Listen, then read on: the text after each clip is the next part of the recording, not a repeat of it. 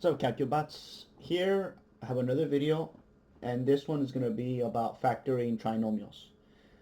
Keep in mind that this method is only going to work, well, it mostly works for when your a value is 1. Remember, the general form of a quadratic trinomial is, let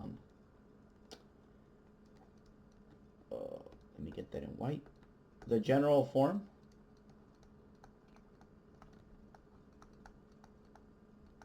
is ax squared plus bx plus c. And in this case, we're only going to be dealing with trinomials whose a value is equal to 1. Remember, the a value is the one that is next to the x squared term. Okay? So with that out of the way, let's get started. In order to factor this, we put two sets of parentheses like this. Okay?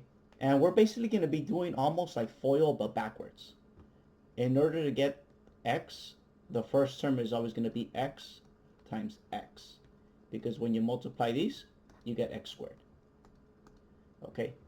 Now, the real kicker is what numbers you add or subtract from the trinomial. Okay? Now, here we have a positive symbol. We see that, right? That positive symbol right there.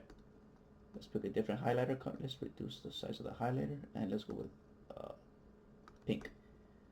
Right here we have a positive symbol. Okay? And here we have a positive symbol also. When that happens, what that means is that we have to find factors of 80 that give me a positive 80, but that also add up to a positive 18. And the only way to get a positive 18 and a positive 80 is if both numbers are positive. So what are factors of 80? Well, we have 2 times 40, right? We also have 8 times 10. We also have 4 times 20, right? We have 5 times what? 5 times 16? Is that it?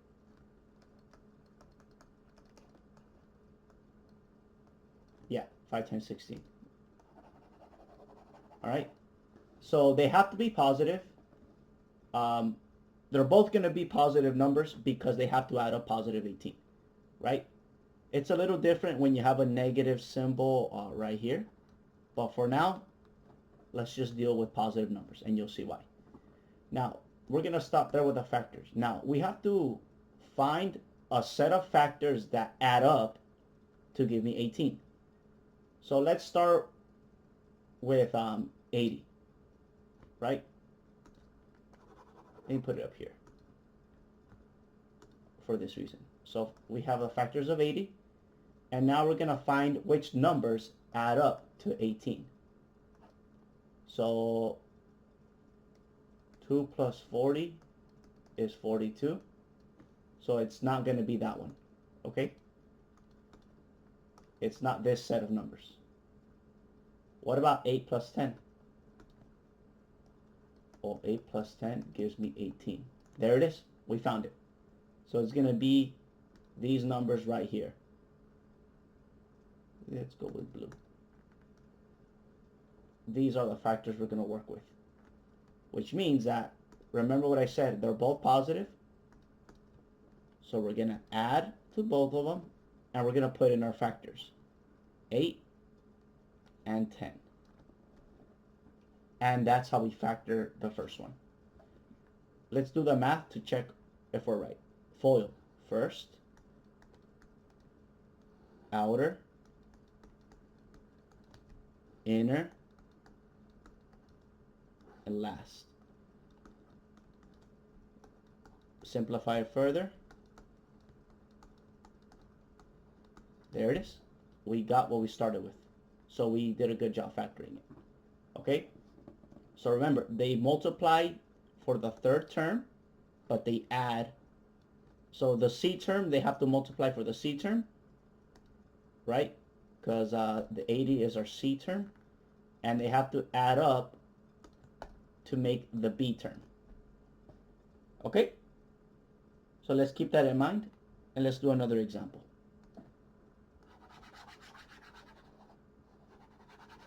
Remember, this only works when A is equal to 1, or at least for now.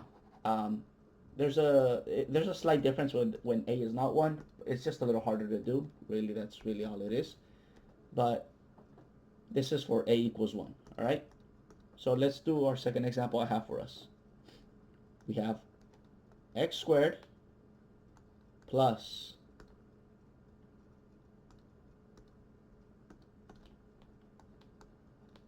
13x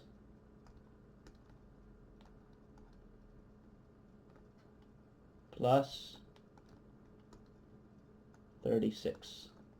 So we have our C term and we have our B term. So our C term in this case is 36, right? So what numbers, so C is 36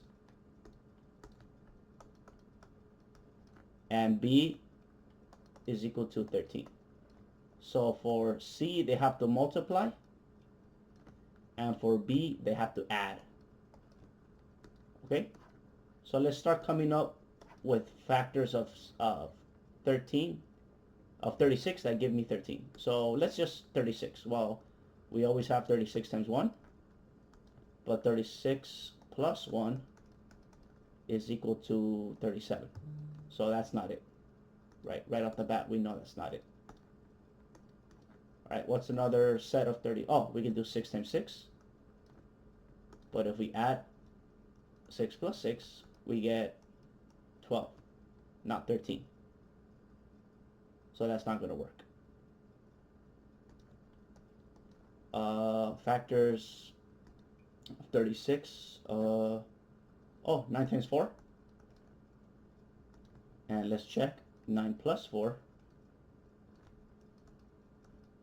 There it is. We found it.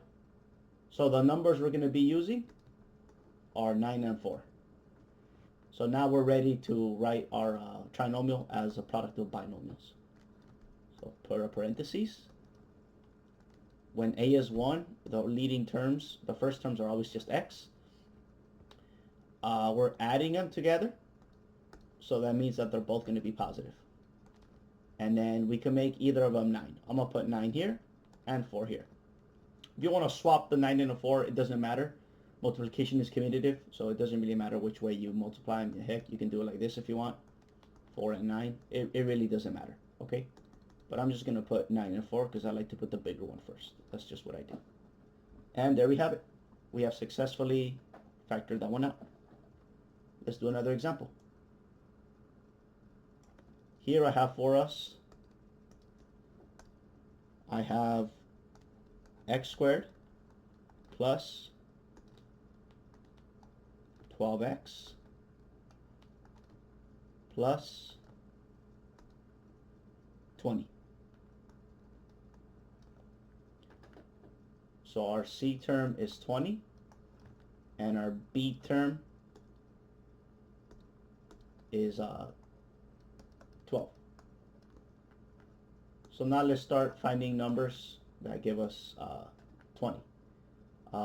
All 20 times 1 is always one of them. Remember, a number is always itself multiplied by 1. But 20 plus 1 gives me 21, not 12. So this isn't it. That won't work. 20, 5 times 4. But if I add 5 plus 4, I get 9. So that won't work. What else can we do? Oh, we can do 2 times 10. And it looks like this works. Yep, this will work. We get 12. There it is. Right? So now we're ready to write our trinomial as a product of binomials. So parentheses, parentheses, x, x. It's a positive symbol, so they're both going to be positive. If they're both positive, then the numbers will both be positive. I'll give you an example when they're not positive, okay? It's just a little different. So it's going to be 2 and 10. And there we have it. There's that one. Okay?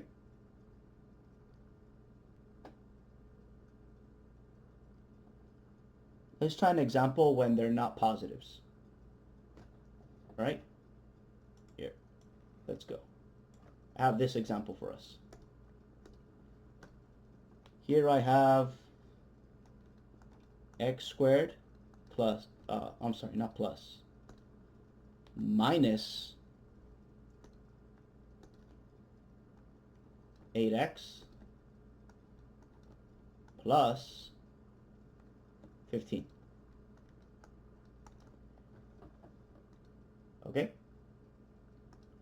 Notice that we need a plus 15, which means that both our factors have to be either positive, both positive, or either both negative, because that's the only way to get a positive 15.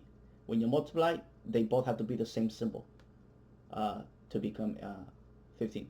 So instead of writing b is equal to 8, there's this negative right here in front of it, and that's part of the 8.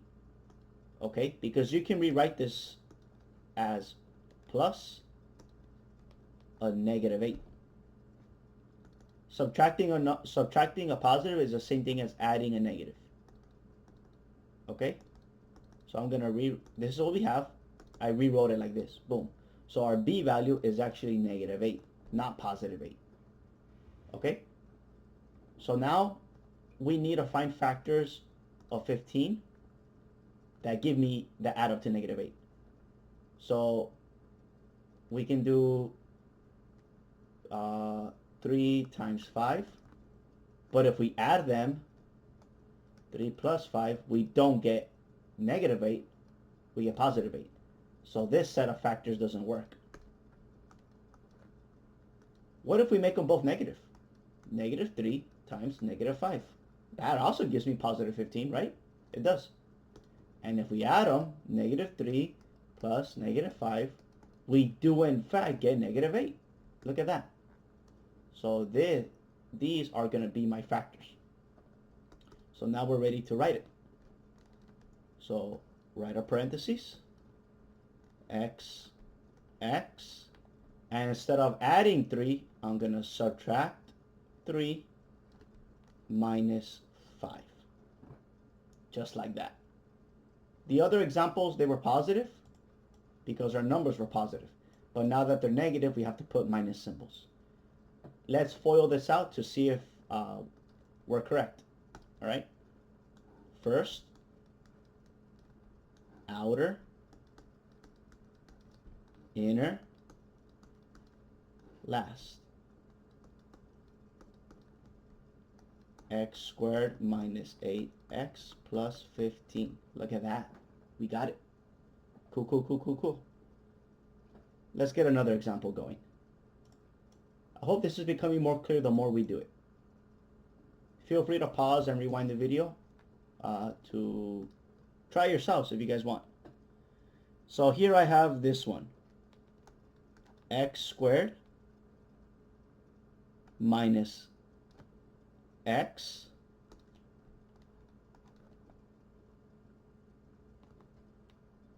minus 20. You might be saying to yourself, but I don't have a b term. Yes, we do. The b term is an invisible negative 1 right there. Invisible math rule number 1. Whenever you have no coefficient, the coefficient is just 1. All right, in this case, negative 1, right? Because we have this negative right there. So if you want me, I can rewrite it like this. Plus a minus 1, just like that. But I'm going to leave it like that because I want you guys to get used to spotting it right off the bat. Don't depend on it being rewritten for you. You can rewrite it yourself, but when you're introduced to a problem, they're not going to do it for you. So in this case, C is negative 20, right? Right there. Same reason why it was a plus minus. We can rewrite this as a plus negative 20, just like that. Okay? But don't depend on that. Just be able to spot it with the minus symbol in front. And our B value is negative 1. Here we run into a little bit of a problem. We need numbers that multiply to make negative 20. And the only way to do that is if one is positive and one is negative. So we're going to have to try a whole slew of combinations. Let's try 20 times negative 1. If I add them, 20 plus negative 1, I get 19. That is not negative 1, so this one doesn't work. That doesn't work, okay? Let's try the opposite, the other order. How about negative 20 times 1? That still makes negative 20. Let's add them. Negative 20 plus 1, I get negative 19 this time. And it still doesn't work. All right, let's try a nice set of numbers. How about 5 and 4? So let's try positive 5 times negative 4. Let's add them. 5 plus negative 4, I get 1. All right, so this set doesn't work. Let's try negative 5 times 4. Okay? And we get negative 1. There it is. We found it. It's going to be negative 5 and 4. So now we're ready to write our binomial product. Parentheses, parentheses, x minus 5 plus 4. Look at that. So just know that whenever we have both negative symbols, right here, negative, negative, the bigger number, I don't want to say greater because negative 5 is not greater than 4. The number with the larger absolute value, right? That the number that's further away from 0 is going to be the one that carries the negative symbol. Okay? So let's say I have this same trinomial, but this time I'm going to swap something and let me know what you see. I'm going to swap it. Instead of saying minus 1x, I'm going to say plus 1x minus 20. How does that change our binomials? Well, we actually already did this calculation. We need a positive 1, and we have it right here. Look at that. Right there. These numbers give me positive 1. So let's see what happens. That means that if you have a positive 1, so you have x plus 5 minus 4. They switch places. Look at that. We have a positive 1, which means that the 5 has to be bigger than the 4 to get a positive number. On the first example, we had a negative 5, a negative 1, which means that the negative, the 5 has to be negative to make it a negative 1. Okay, so just keep that in mind. And I have more examples for you guys. We're almost done. I hope this is becoming clear for you guys. So we just have to find factors, okay? These are integer factors, by the way. A lot of quadratics don't reduce very nicely with integers, so you have to use different methods. But for now, this will do. I have the following one: x squared plus x minus 6.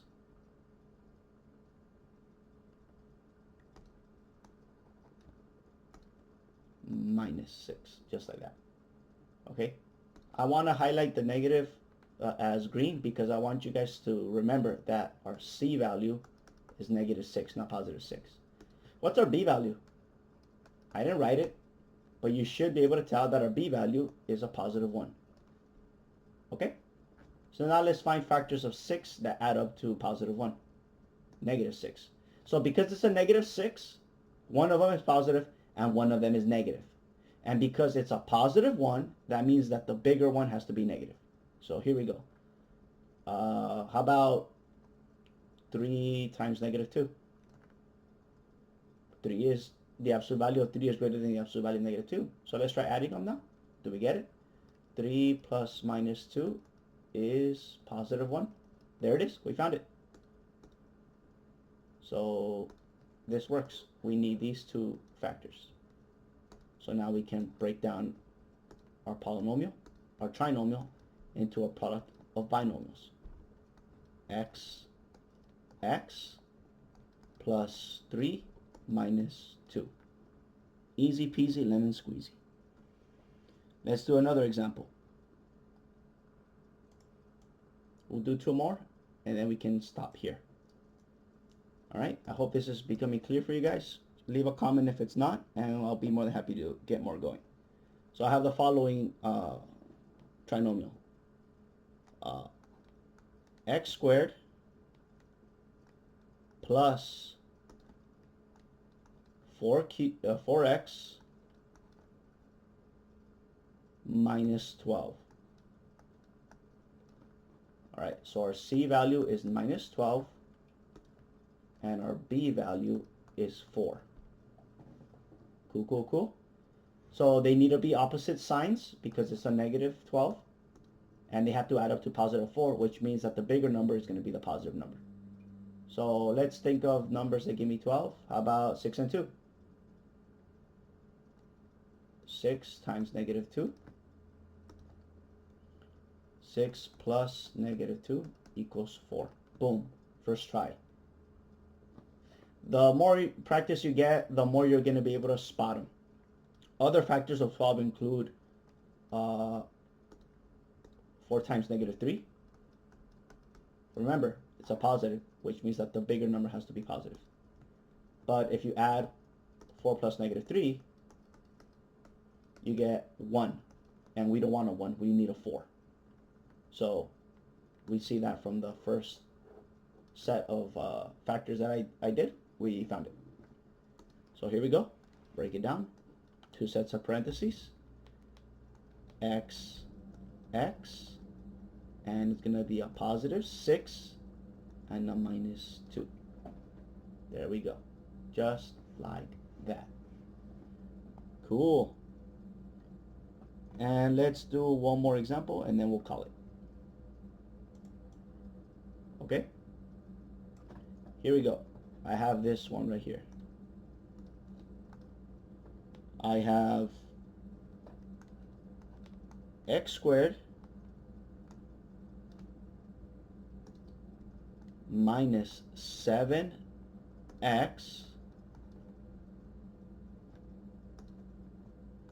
plus 10. So our C value is a plus 10, but our B value is a negative 7, which means that since we have a positive 10, they both must either be positive or they both must be negative. Okay? So, yeah, alright. Just making sure. Factors of 10, and they both have to be negative. To add up 2 negatives, that means they're both negative. Alright? So negative. Apologies for the wrong color. Minus 10 times minus 1. Minus 10 plus minus 1 is negative 11. That doesn't work. Move on to the next one. That won't work. Why don't I just use the color red? It's brighter. That doesn't work. Alright, how about minus 5 times minus 2? That gives me positive 10. Let's add them.